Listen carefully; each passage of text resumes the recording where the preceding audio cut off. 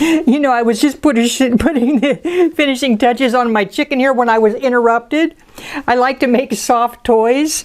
I didn't make this one, and don't ask him, he'll always tell you he hasn't been fed in 900 years. But I thought you might be interested in seeing some techniques, some tips and tricks for soft sculpture animals. I just love to make them. I'm going to do some trapunto with my design center. I want to show you how I make these really cool feathers. They'd be great for leaves, and sewing around really intricate parts. There's a trick to that too. So I'm on the Brother Stellaire today. I'm Cathy. This is Sewing Tech Talk.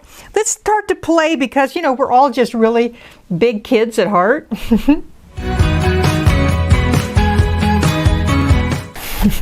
So from my aunt's estate, I kind of inherited a few things, a few unfinished projects. And one of them was this soft sculpture rooster. It's pretty cool. It's a really old pattern. I think it's from 1983. Oh my goodness. She'd started it a little bit with some fabrics. And well, the 80s called and they want their fabrics back. I'm going to make it some different fabrics, a little bit more brighter. I'm going to use some batiks. But I thought you might enjoy seeing some tips for soft sculpture because I really enjoy doing like stuffed animals, and they could be very simple. It could be as simple as like a little pincushion. It could be a bear, a jointed bear. It could be as elaborate as my little dragon here that guards my thread. And I have a whole bunch of different patterns and ideas that I'm going to do. Here's a little cat bed for the director. I think he really might like to be able to sleep in a fish. You can get some really kind of, this is from her estate as well, some really fancy ones. Look at that. Apparently, she had, when I make dragons, she had the same thought in mind. She might like fanciful creatures. And apparently it has to be made out of gold. But, you know, when you make a soft sculpture, if it's very complex, it really kind of helpful if the machine can like meet you halfway and help you do some stuff. So some of the designs can be very intricate. Now this rooster she had started, she had never done the body. And so I was reading the pattern, and the pattern wants you to do like the wing on the side. Well, here's the pattern. You know, when you do these soft sculpture kind of things, sometimes, well, it can be challenging to figure out what goes where. So here's the rooster. Here's the business end of the rooster. But right here, his wing, they want you to sew around the wing and then stuff it to make it kind of seem like he has his wings folded. And we'll be making some fancy feathers for the vacuum too. So I want to show you this trick, which is actually, I think, faster and easier in embroidery, because we have my design center on the Brother Stellaire. So it's actually almost literally faster to have embroidery do this than it would be for me to do it free motion. Now, I know some of you out there aren't comfortable with free motion, but I also have some tricks today. When you sew around some very intricate things, now on this back of the rooster, we're going around these different feathers to sew them down. And sometimes it's better to really just draw the line, sew around it, and then cut the piece out. We're going to do that on the Stellaire, partially with the feed dogs up, partially with them down, and I wanted to show you how that's really easy on that machine. Also, I want to show you a fun trick that I've had fun playing with. When I made the dragon and I made his wings, I think they would have turned out much cuter with this, because you'd fuse two pieces of fabric together. I'm using batiks, and then you zigzag down a wire to give it all kinds of fun body. So we're going to be doing this at the machine as well. So all kinds of things. Now, you may not be making a chicken, you might not be making a dragon, but the trapunto technique you could add to add interest to the top of a quilt, sewing around intricate things, it might be super helpful if you're doing some sort of applique. And I'm making feathers, but can't you see this as an autumn wreath made out of fabric, or angel wings, or let your imagination run wild. So let's start while we're here. Let's start with the trapunto. Pretty easy to do in my design center. So what I do to start out with, here's the pattern, and it's kind of complicated. What I did is I traced the wing shape, and I put it, if you can see down here, I trace it out on a piece of typing paper. Now what trapunto does is you are sewing through the fabric onto a piece of batting. Then you're cutting away this outside area. What we can do after that is we could stuff this just a little bit more to give it some oomph. But first we need the outlines. Yes, I could stitch this with free motion stitching, but see this big piece? I have to try. It's much easier to do an embroidery, and it's really fast. If I hadn't been talking, we'd probably already been done. So just the simple fact that, and supplies you might need. Follow the pattern. If you're doing some kind of a complicated soft sculpture pattern, you'll probably need some stuffing. You might need some wire. For doing this technique, I use 24 gauge wire. I have a handout that lists all the different supplies that you might need. So just a few. You might even have to go to the hardware store if you need some really industrial wire, depending on your pattern. But back to this.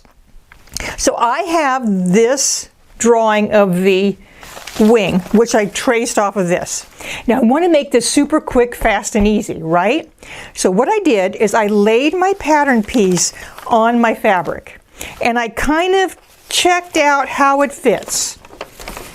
And then what I did is, now this is the opposite side of it. I've already done the one side. This is the opposite side. So I have to turn my pattern over. I might have to trace my pattern out like this, or just trace it like this. What I did is I took a wash away, just some chalk in this case, and I marked the location of where that wing needs to be. And then I hooped it with some batting on the back. And I placed my drawing exactly kind of where it needs to be on the fabric, because I want this to be fast. I don't even want to have to mess around with placement. Doesn't that sound fast? So what we're going to do is I'm going to take this within the hoop. This is the special hoop that you use with My Design Snap that takes an image and sends it to the machine. So I'm going to use my iPad. I have the app on there. I'm going to take a picture of this in the hoop. Remember, it's not only the line that I need, but it's where I need it to be on the fabric. Take a picture, send it off to the machine, and we're going to turn this into an embroidery, which is going to stitch down all my lines through the batting. It's going to be pretty fast and easy.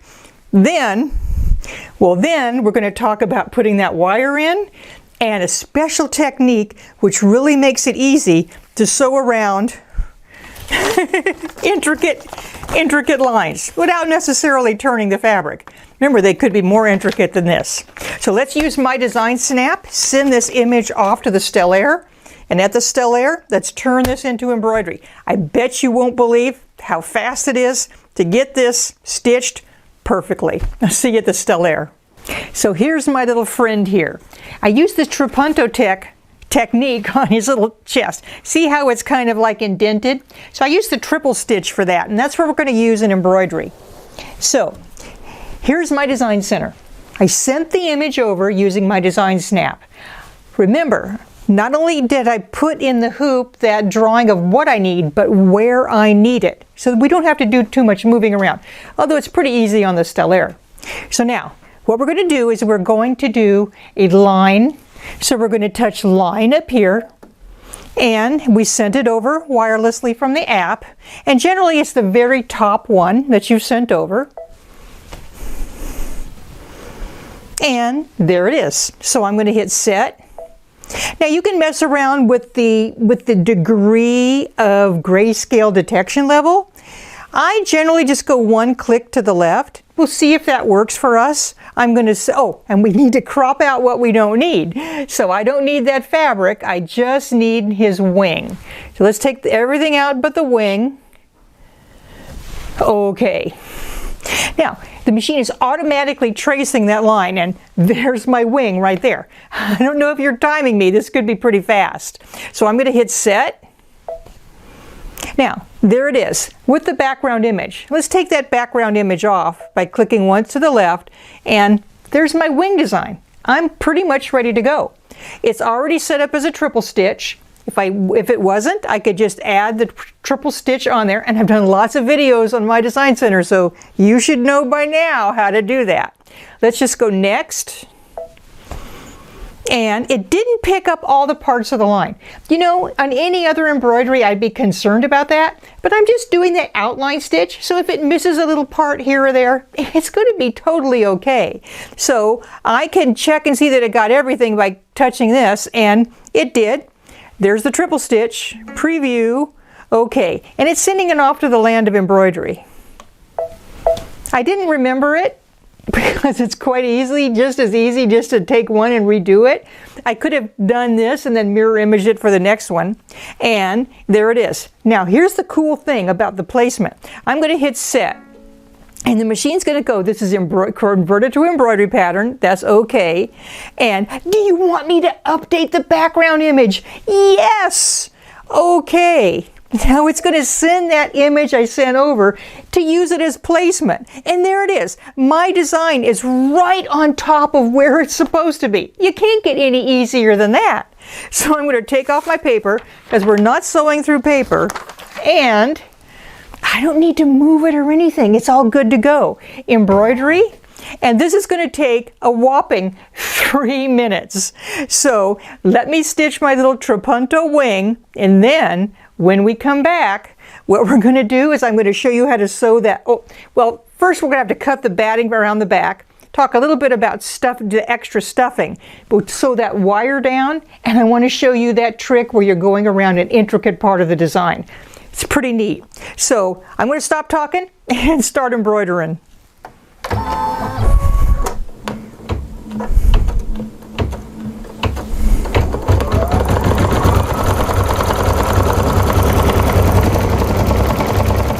So that was fast. If I hadn't been talking, oh my goodness, probably faster than it would be for me to sew around it.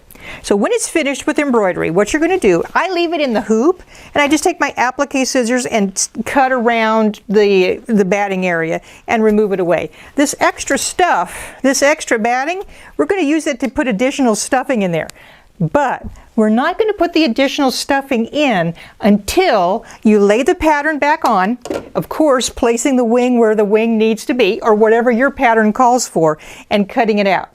I cut it out before I do the stuffing, because the stuffing kind of distorts that area.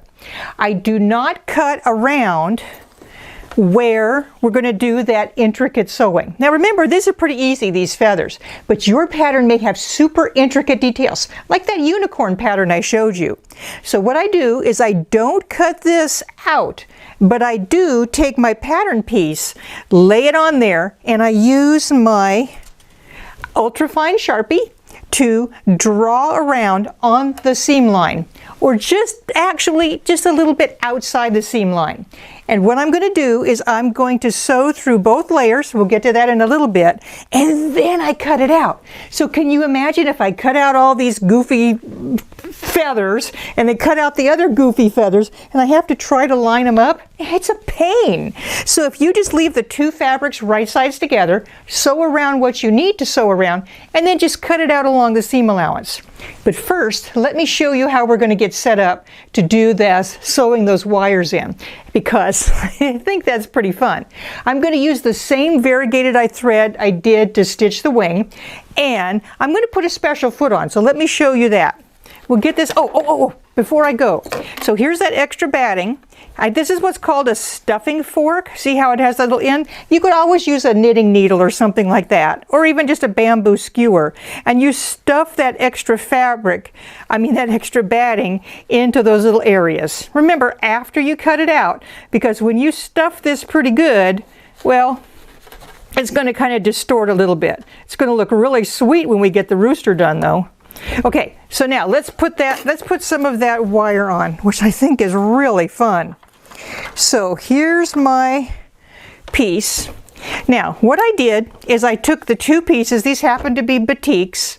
I took the two pieces of fabric and I put a fusible bonding agent in the middle. You know what that's called. That's either heat and bond or Wonder Under.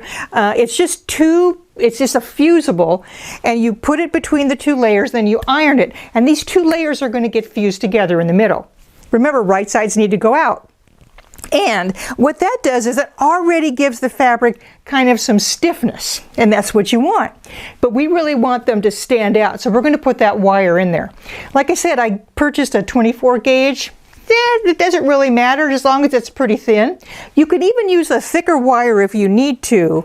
And this is for example, this is a floral wire, and I would use probably a different foot, because this foot I've chosen really works for that thin wire. Let me show you. It is, talk about repurposing a foot. This is what's called the 7-groove pin tuck foot. And, well, no, I lied. This is the 5-groove pin tuck foot. And what it is it's made for sewing pin tucks. Do you see these little grooves on the bottom before and behind the needle? Well, it just so happens those hold this wire perfectly in place. So here's my wire, and we're going to start over here and put the foot on the machine. Now I'm going to pick a satin stitch, and I'm going to pick something that's pretty narrow. If you're using this thicker wire, you'll need a wider one, and maybe a different foot to kind of accommodate this. They have what's called a mini piping foot, and that might be perfect for this floral wire. So whatever wire you decide to cover, well, choose the right foot that's going to help you guide it. Now, we're sewing over wire with our sewing machine, okay? You want to be slow and careful. You want that zigzag to clear on either side of that wire. It's an important thing because you don't want to sew into metal, right? So let's pick a zigzag, and you can always do just a small test using your hand wheel. I'm going to pick the zigzag, and I think for this one what I chose was a length of 0.03. Remember, that depends on the thickness of your thread too. Remember, do a test. So I chose 0.03. There we go. Now the width is pretty cool. On this machine, what you see is what you get, right? So that's the width of that stitch. So what I'm going to do is I'm going to take it down. I think I went to 2, and I could actually literally hold the wire up there and check it out. And yeah, that's the one I used. So it's really easy to remember. If I don't remember it, I can always put it in the memory of the machine. And the machine's going to hold this memory, this stitch settings in the memory till I don't need it anymore. So let's get to sewing. So I have that foot on there. I'm using this smaller wire and that 5-groove pin tuck foot. I guess I could use a open toe foot. This is the one that comes with the machine. But, you know, this really guides my wire and makes it the kind of sewing I like. Let's call it a no-brainer. So let's get our wire in there. Now, wire's kind of squirrely. And I like to start sewing about 1/4 inch from the end of the wire.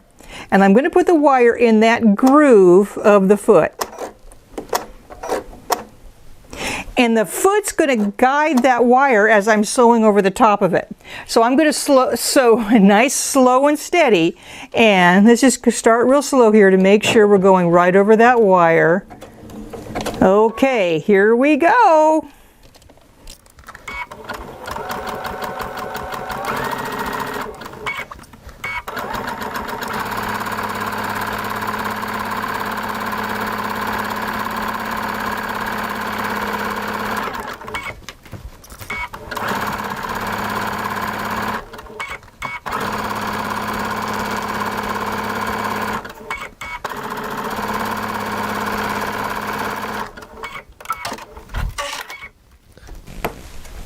So now that I've finished stitching down my wire, look at how pretty that is. Now I said that I leave 1/4 inch, and that's a heck of a lot more than 1/4 inch. I have some pliers called round nose pliers. And what I do is I take them on the very tip of that wire and I turn it back like a little hook. Right on the end, so I have the smallest hook possible. And then I kind of squish it down a little bit, using the flat part of the pliers. Now, I'm not a jeweler. I'm sure some of you have some skills with pliers above and beyond me. But I just pull the wire and I pull that hook into position and make sure it's nice and flat. On the other side, I do the same thing. These round nose pliers have a cutter, so I'm just going to cut.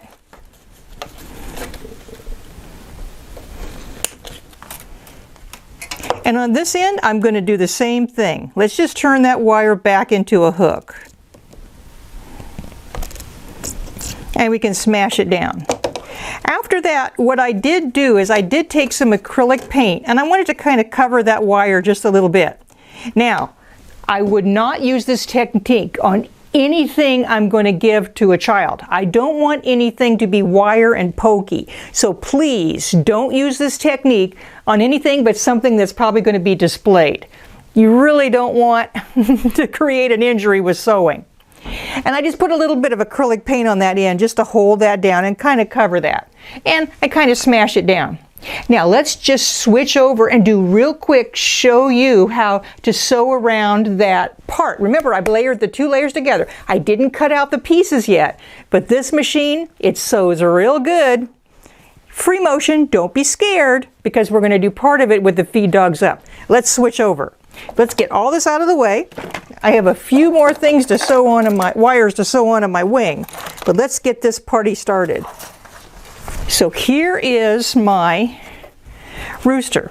Now what I've done is I've traced around where I want this to be sewn down, and I've layered my fabric so that I have my 2 fabrics right side together, and these pieces are not cut out yet. So what I'm going to do is I'm going to take off this foot, and I'm going to use a pretty cool foot that came with the machine, and it's called the Echo Quilting foot.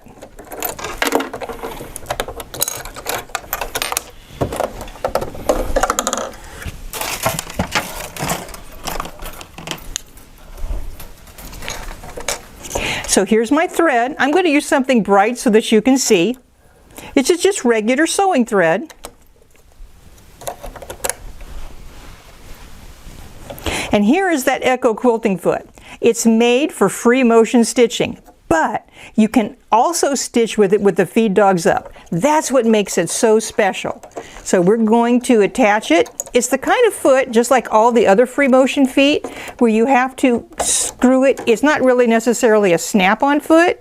It's a foot you're going to add and tighten it in to make sure nothing ever moves around.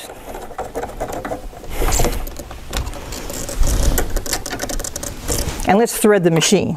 Okay, here's my sewing line, and everything's layered on up. Now, we don't certainly want to sew this with that zigzag. Let's just go to a straight stitch. See how easy it is to change this machine from one to the other? I might want to take my stitch length and reduce it down just a tiny little bit, and it's right in the middle of this foot. I like that. So now, I've left the feed dogs up. I can sew with this foot.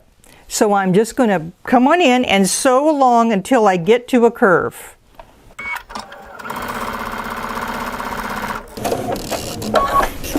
Now this piece is big. If I was to go around all of these different little areas, I'd be turning this like crazy. And it takes time, and it's kind of frustrating too.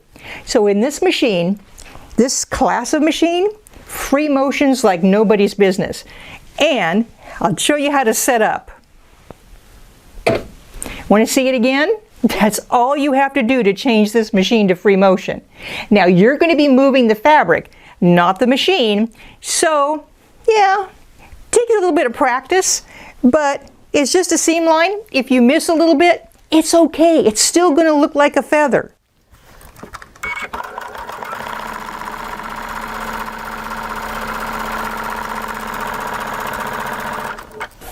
And when you get to a part where you can use the feed dogs, you don't have to move it.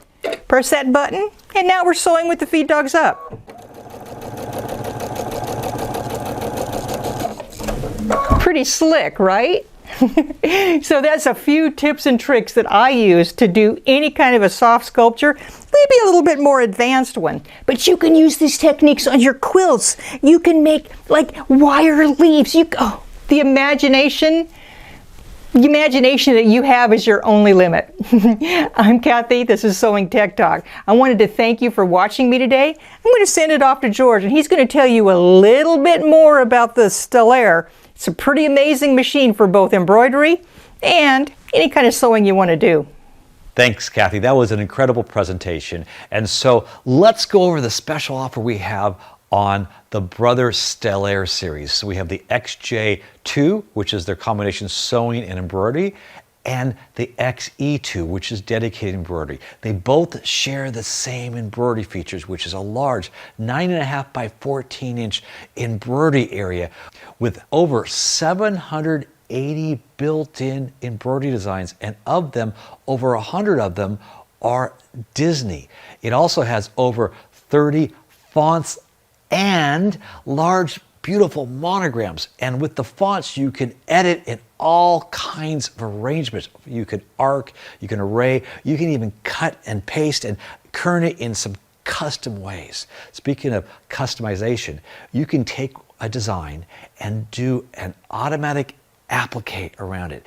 And with the matrix copy, you can copy this very quickly to make patches.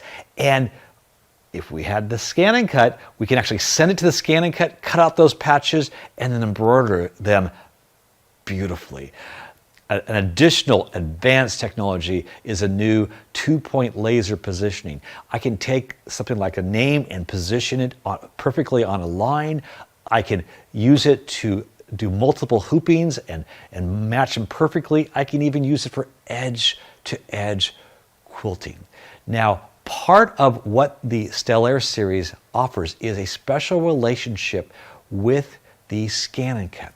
They actually can marry together, so I can send an applique design right from my machine and it will cut it out perfectly for beautiful applique. But better yet, I can send a design from my scan and cut and turn it into embroidery. It also unlocks a new feature where I can choose one of the colors of my design, whether if it's a built-in design, I can choose that and turn it into applique. But let's take that heart that I sent over. I turn it into embroidery. I select the color, and now it's applique. Now let's bring over the third part of the piece. I want to create my own fabric, and I can do that with Print Moda. I took an image of a rose and I arranged it just in a beautiful kaleidoscope of color. And I printed that fabric and placed it on in the scan and cut. I took my design I created on the Stellaire from the scan and cut, sent it over to the scan and cut it out, and I have one complete embroidery design created with that trifecta of creativity. Now the XJ2 also is a sewing machine, and it has a large 11.25 inch opening, beautiful lighting. It has 760 built-in stitches, from quilting stitches to applique to utility. It even has automatic stippling and some beautiful decorative stitches that are very, very wide. It also has an automatic 1/4 inch feature which moves the needle over a 1/4 inch from the foot, and you can use the laser guidance it has on there so you can just do some beautiful piecing.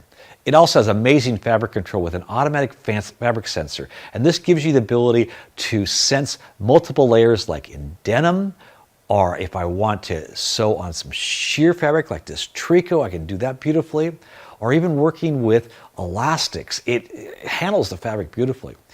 If it's even more extreme, we can add the digital dual feed. This is a belt-driven feed system that gives perfect contact on the fabric. And so you see here with this marine vinyl, there's no slippage. I also can use it with such things as minky, which is hard to sew with, and of course, quilting. For more information on this incredible product, click on the link to see our current special offer. You can email us at customerservice@moores-sew.com or call us at 1-800-865-9664.